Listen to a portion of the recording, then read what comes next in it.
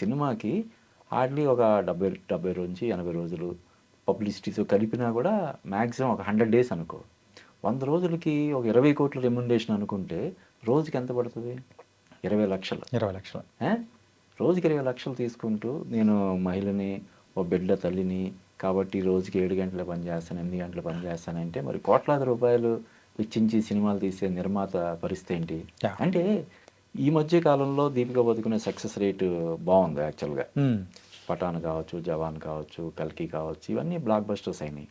అందువల్ల నేను యాక్ట్ చేయడం వల్ల ఈ సినిమాలు సూపర్ డూపర్ హిట్ అయ్యి 100 కోట్లు వస్తున్నాయి కాబట్టి నాకు ఇంత రెమ్యునరేషన్ ఇవ్వాలి, ప్లస్ ఈ పని వేళల పరంగా కూడా నాకు ఇది కల్పించాలి అని చెప్పి అడగడం ఖచ్చితంగా. ఈవెన్ బాలీవుడ్లో కూడా ఇప్పుడు దాని గురించి పెద్ద డిస్కషన్ జరుగుతుంది.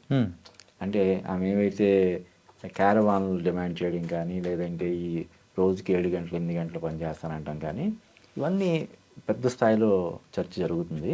అంటే ఇవన్నీ ఒక రకంగా చెప్పాలంటే ఇప్పుడు ఇండస్ట్రీలో అటు బాలీవుడ్ కావచ్చు, మన టాలీవుడ్ కావచ్చు, ఎనీ ఇండస్ట్రీ సక్సెస్ రేటే 5 to 10% అని చెప్తున్నాం. ఏదో యాక్సిడెంటల్గా కావచ్చు, లేకపోతే లక్కీగా వరుసగా 3-4 సినిమాలు హిట్ అయ్యాయని చెప్పి ఇటువంటివి డిమాండ్లు చేయడం కానీ, లేకపోతే ఇవన్నీ తన కెరీర్కి, అంటే ఆల్రెడీ తను ఇప్పుడు 20 ఇయర్స్ పైన కెరీర్, ఇప్పుడు 40స్లో ఉంది ఆమె, 39-40 ఇయర్స్. ఇప్పటికి కూడా ఆ అగ్ర హీరోయిన్గా ఉండడం అనేది నిజంగా గ్రేట్.